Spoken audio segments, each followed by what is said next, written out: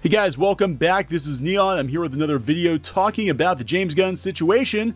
So we have a story from comicbookresources.com or CBR.com today talking about how Gunn's Guardian of the Galaxy Returns signals that Disney has learned don't listen to trolls. All right, so there's a lot of talk about trolls on these pop culture blogs, and I think the lines are really getting blurred between what is actually trolling and what is just a disgruntled part of fandom and or people we don't like stating opinions that we don't like.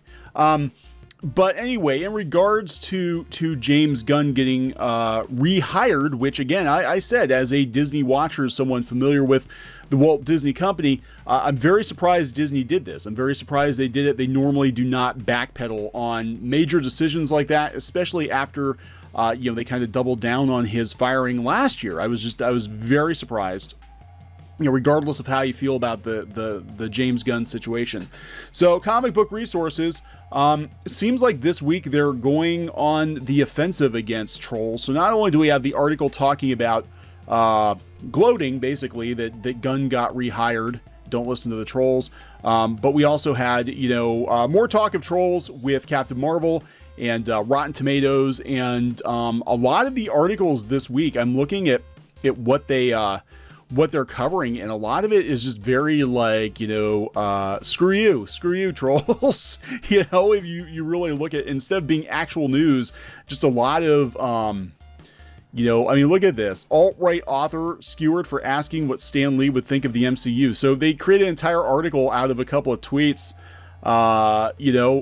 like they're creating articles out of tweets, and this is news. This isn't actually news. It used to be like, so-and-so's releasing a new comic book. Here's a preview.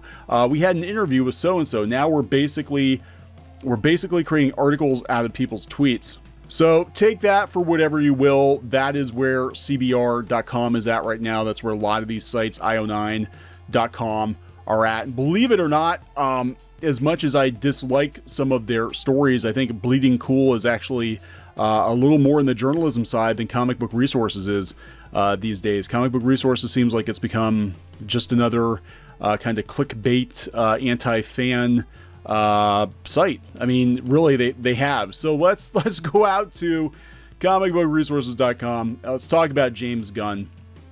The shocking news that Disney has reversed course and will have James Gunn direct Guardians of the Galaxy Volume 3 after all was a great sign that the industry leader in superhero and fantasy films is learning a valuable lesson. Don't listen to trolls. Oh God, here we go. Last July, alt-right provocateur and conspiracy theorist Mike Cernovich started a campaign to get Gunn, a vocal critic of Donald Trump, fired from Disney by dredging up offensive jokes about rape and pedophilia that Gunn had made years ago on Twitter. Why is it always Twitter? Why is Twitter always at the center of this? Walt Disney Studio chairman Alan Horn fired Gunn from the film, explaining the offensive attitudes and statements discovered on James' Twitter feed are indefensible and inconsistent with our studio's values, and we have severed our business relationship with him. But wait, there's more. The jokes were all publicly known before Gunn was ever hired by Disney in the first place. That is true. Knowing what what kind of movies he worked on, there's no way that somebody at Disney did not know who they were actually hiring. As such, Disney must have known about them when Gunn was hired. In fact, Gunn had even apologized for making the jokes back in 2012. Before Guardians came out, he made sure he kind of, I think, cleared his conscience a little bit, I guess. Therefore, it was clearly not his past jokes that Disney was firing Gunn for, but rather the negative publicity that was being attached to these jokes in 2018 from trolls.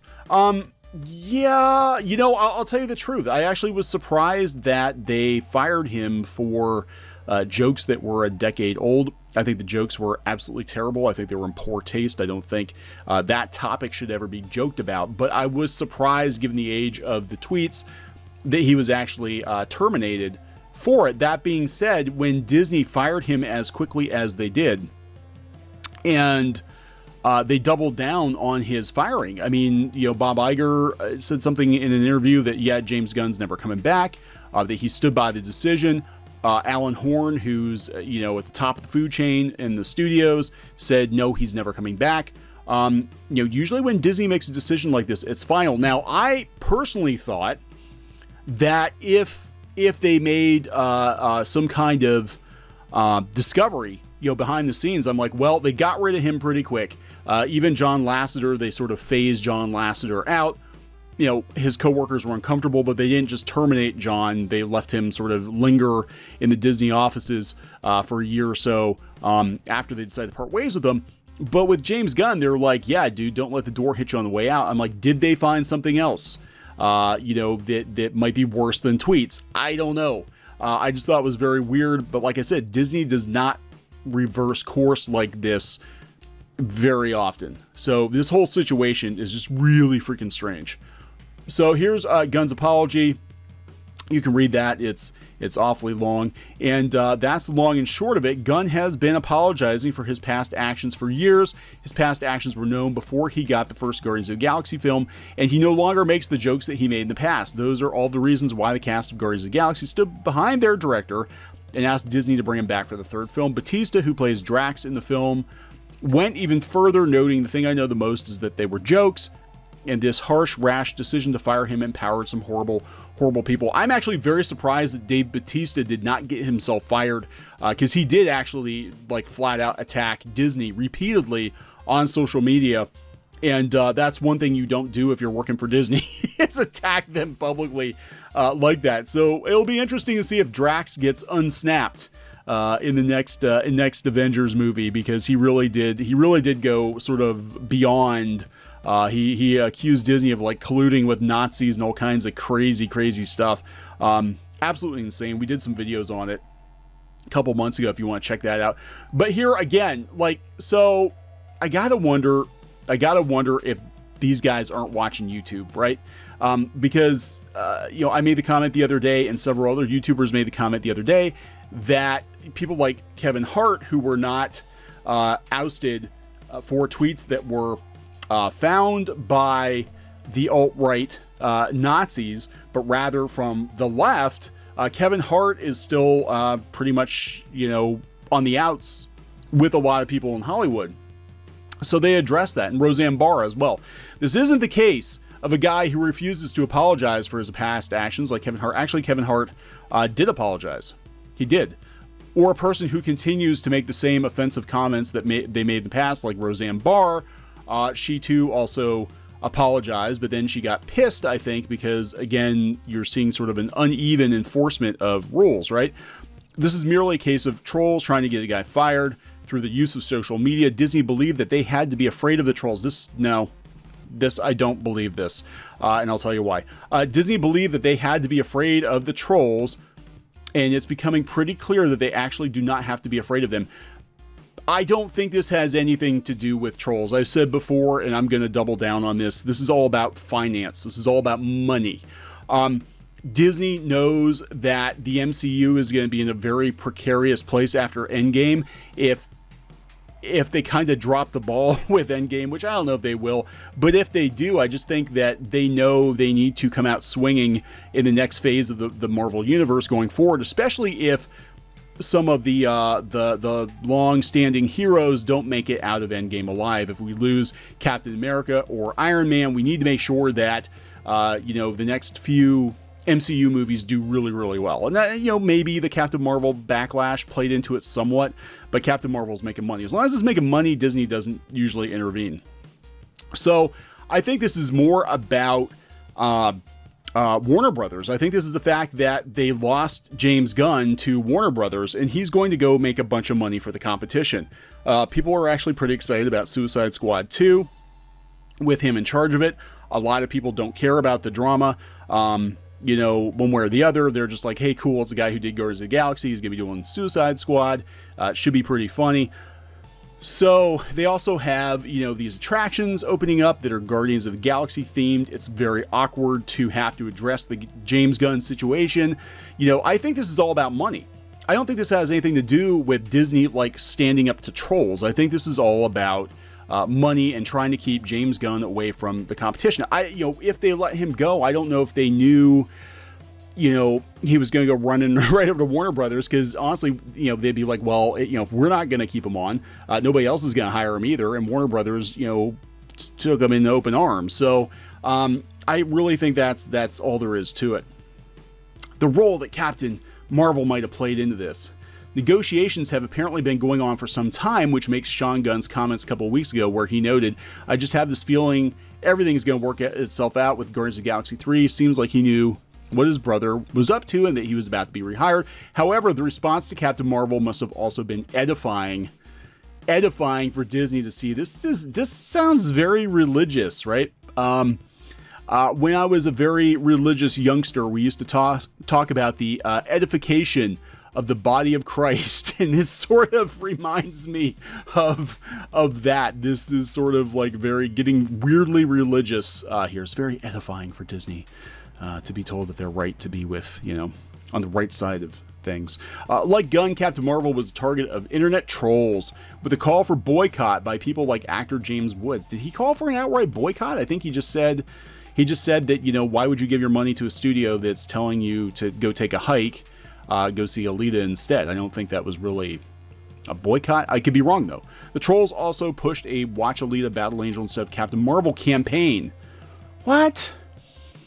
Watch Alita instead of Captain Marvel campaign. The Trolls. The Trolls made up stories. Who are these trolls?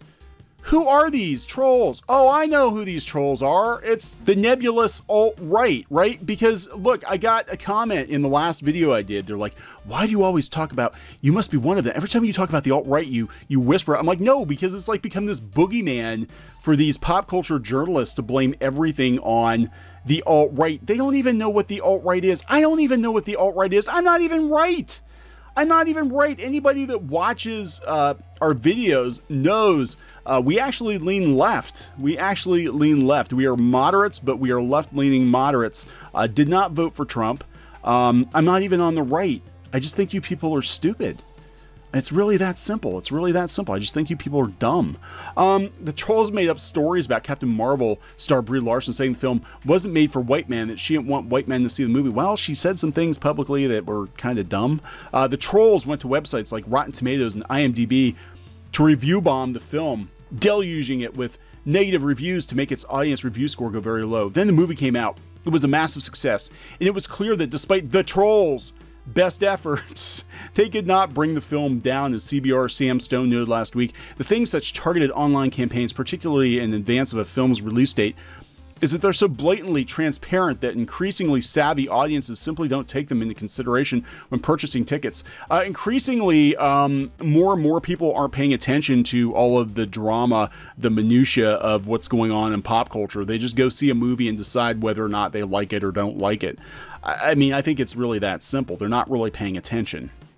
If anything, they appear to backfire, raising awareness about films and encouraging audiences to support those subjected to such concentrated vitriol. Therefore, boycotts and review bombs from a fringe movement of internet trolls failed to have any noticeable effect on the success of Captain Marvel. Why would Disney be worried about their reactions for Guardians of the Galaxy 3? After all, a petition for Disney to rehire Gunn amassed 400,000 supporters. It's not like Disney doesn't know that Gunn is still a very popular director, that Warner Brothers quickly gave him a job of relaunching Suicide Squad. I think this really is what it comes down to.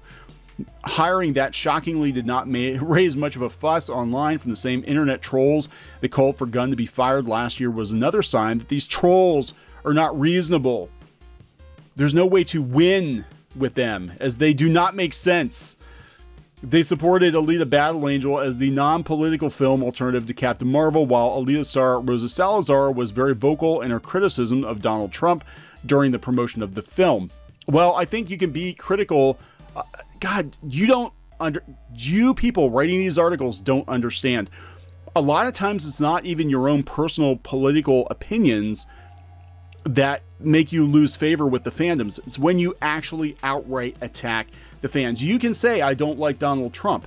That might offend some people, but if you say, I don't like fans, I don't like certain kinds of fans, like, white male fans, that is a little bit different, right? So clearly these blogs, they don't understand what's actually going on. These trolls are not arguing in good faith, and you cannot win if you play their game. The only way to win is to not play with them at all. You have to ignore them, and rehiring James Gunn is a clear sign Disney is going in that direction.